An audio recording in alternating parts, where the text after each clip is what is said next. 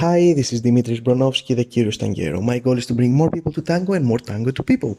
I hope you'll find this episode useful and that you'll share it with your friends, just like I'm sharing this with you. Today we're going to discuss tango, of course, and stability using a visualization, an image that for me was very helpful. One of the shortest and yet most effective advice I ever received when it comes to being grounded and stable was push the sand and pull the sand. Push the sand, pull the sand. Push the sand, pull the sand.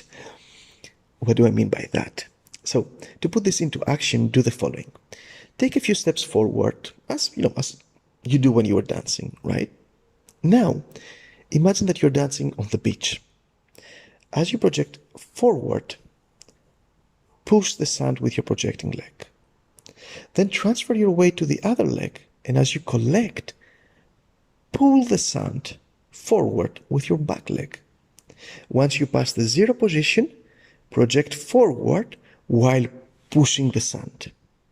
So just visualize that you're in the sand and you're trying to push the sand and pull it. So in every movement that you're doing, you want sand to be moving. Your feet are deep in the sand, you're walking the beach and you're pushing the sand towards the direction that your feet are going, all right? Or you're pulling the sand, all right? So take a few steps. Now try the same when stepping left and right, side steps.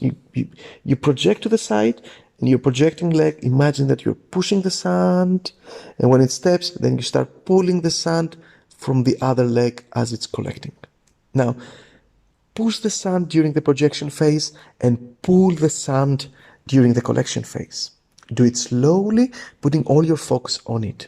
Your walk and side steps should feel 10 times more stable.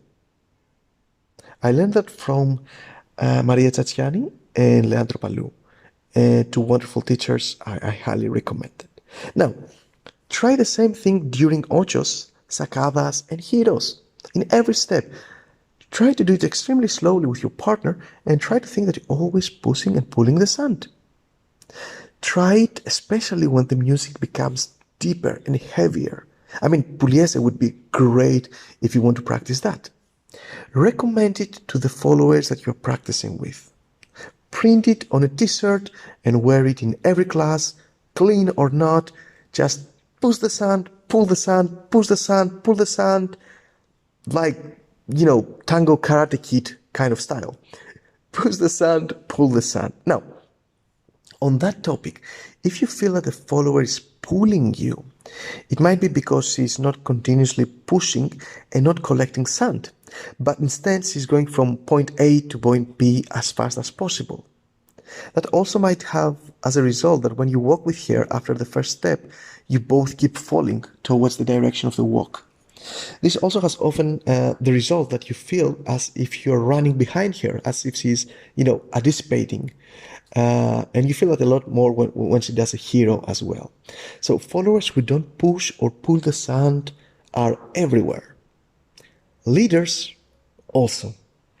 So use this realization to understand why you dance well with some followers and maybe bad with some others.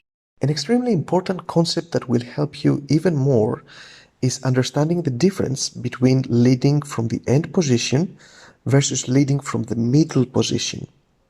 And of course, following from those positions too.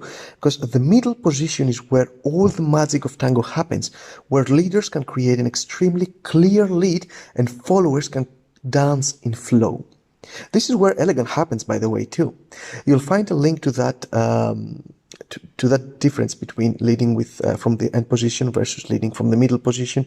You're going to find a link to that in the welcome email of the Curious Tanguero newsletter to understand it. So if you're not a member yet, just go to thecurioustanguero.com and join. If you're already a member and you haven't received it, just email me and respond to one of my emails and ask for it and I will forward it to you. Okay?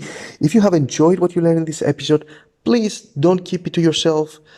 Share it with your friends as I did with you. You have social media, messaging apps, whatever it is, tell them during a class, you're going to help them. All right. The second best thing you can do is to visit thecurioustanguero.com/Argentine Tango. There you're going to find a list of free and paid resources to help you improve and enjoy your tango. I'm updating that website often with new stuff, so make sure to revisit it every once in a while. thecurioustanguero.com/Argentine Tango. Thank you for listening. Enjoy your tango.